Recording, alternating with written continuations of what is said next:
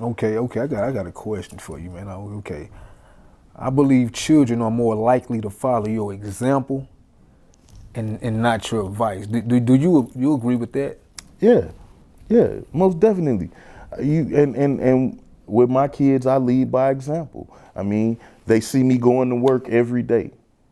They don't see me sitting on my ass. You know, I tell my kids, hey, person that don't work don't eat. You know what I'm saying?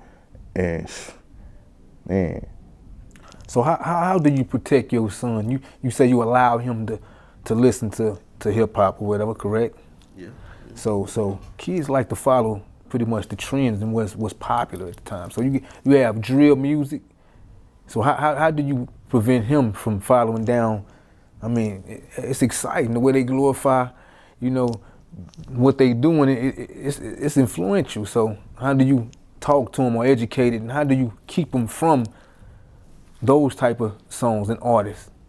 I tell my son all the time, these cats got money. What they rapping about is totally different from what your daddy rapping about because they got money and they out here, you know, they in the club, they doing that, you know what I'm saying? You see me going to work every day. I rap about the grind, I rap about the struggle, I rap about, you know, the reality, you know. These cats are fictional, you know, and those type of people in the game are expendable. You know what I'm saying? Mm-hmm. You know, and I show it to them. You know, I say once the industry is, you know, you can't you're not when you're not marketable to them no more.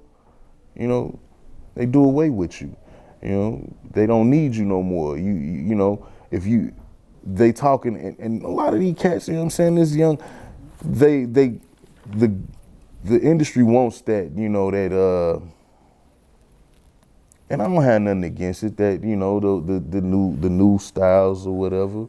But do you believe that's detrimental though to kids? Like loud, like showing guns in videos, mocking people dead homies. You know.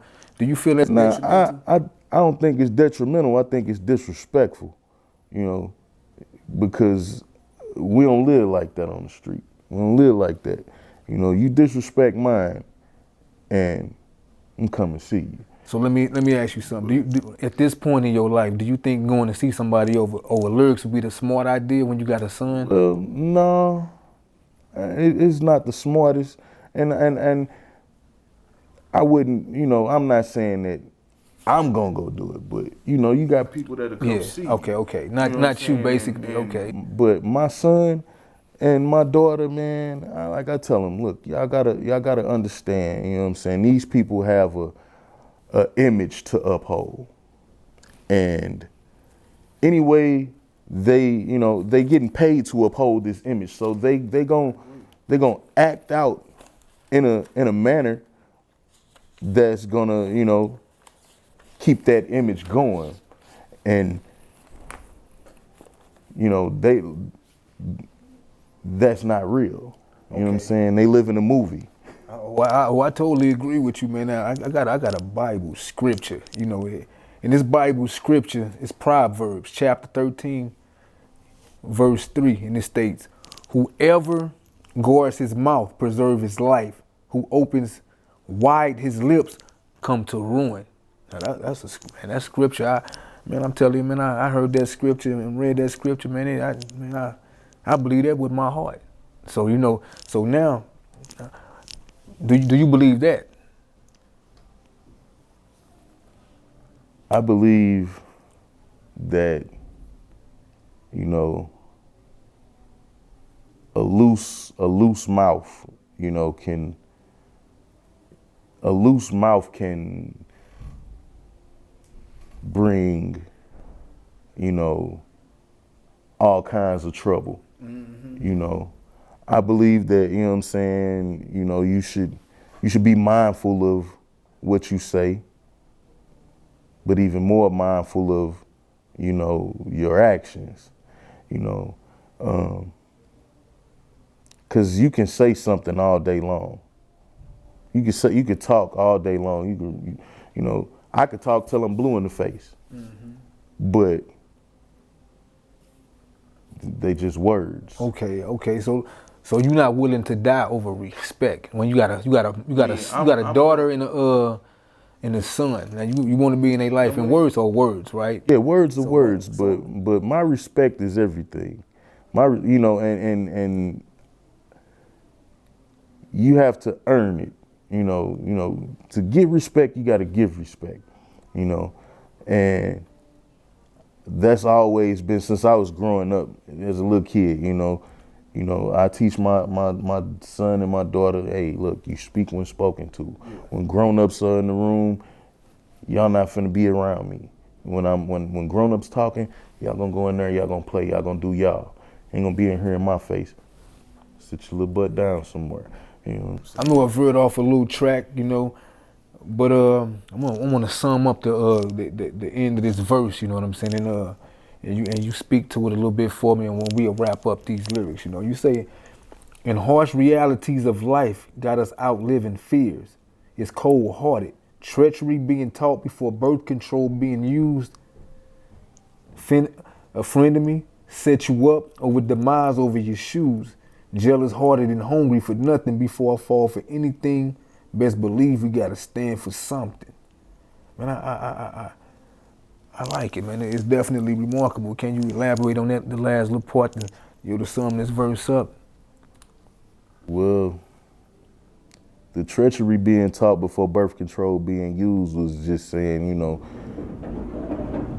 you got people that would rather teach you how to get out here and do some devious shit than to teach these boys to wear a condom, rather than to teach, abstinence until you old enough to know these feelings, you know what I'm saying, that this emotion, this physical, sharing your spirit with more than one person, you know what I'm saying? And then you get out here and you got these girls, you know what I'm saying, they not being taught abstinence, they not being taught to guard they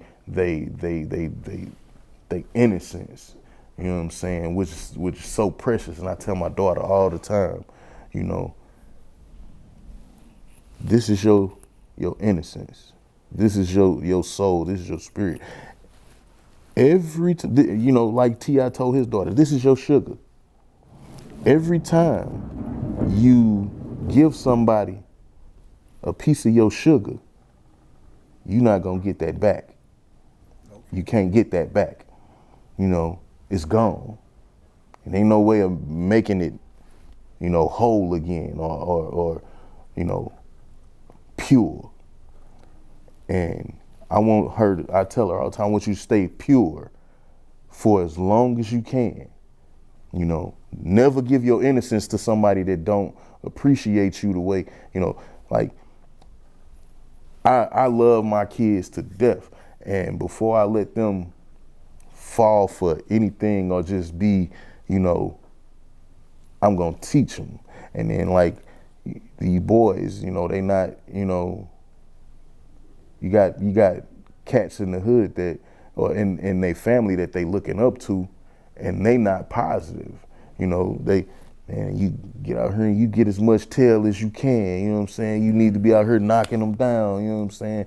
And hey, by all means, man, you supposed to, live your life and have fun, but wrap it up, put something on it, And then as far as like you got females that teach these girls,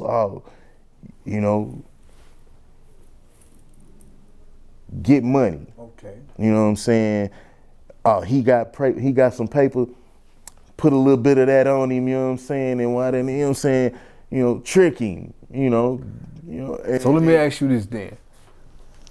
What's the appropriate age? Like, as a proud father, what do you believe from here? What's the appropriate age when you talk to your son or you talk to your daughter about that sex? Like I'm thinking, like, man, how would I go to my son? But these conversations, they have to be brought up. How do we protect it How do you make him feel comfortable enough to even want to talk to you about, man? I don't want to talk to my mom about no sex, man. You know, I ain't never had no daddy to teach me about wrapping it up, you know what I'm saying, the proper way, or sex, period. So, you know, I was out there, man, boy, man.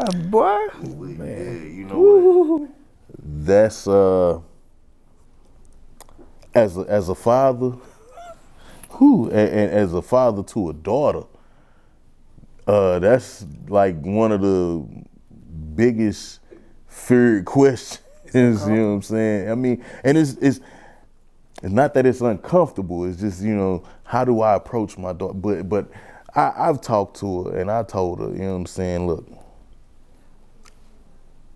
I feel like the appropriate age for her, 35. 35. Man, you got, man, with the way society is now, boy. But my son, I mean, like, I agree with you him, though, boy. I can't tell you when, because I know that you gonna do it. And I told him, like, son, I know you gonna, you know what I'm saying? Because, hey, when I was growing up, hey, man, you know, shoot, the wind blew and I was ready. You know what I'm saying? So, like I told him, you know, I don't want you to do it, but I know it's gonna come a time when you gonna get out here. And whenever you do, just make sure that you're not trying to make me no granddaddy, because I ain't taking care of no kids. Man, I agree with you, man. I thank you for joining me today, to breaking down the lyrics of Rain in Tears, which is a single that I'm gonna put out, and full of substance, and you'll be on the lookout for that, man. Substance. That's my guest, Paydro. I'm Patriotic Klown Face, aka Jack Stice, and this is his take on $8 sign. Rain in Tears, and we'll get back with you. Tune in.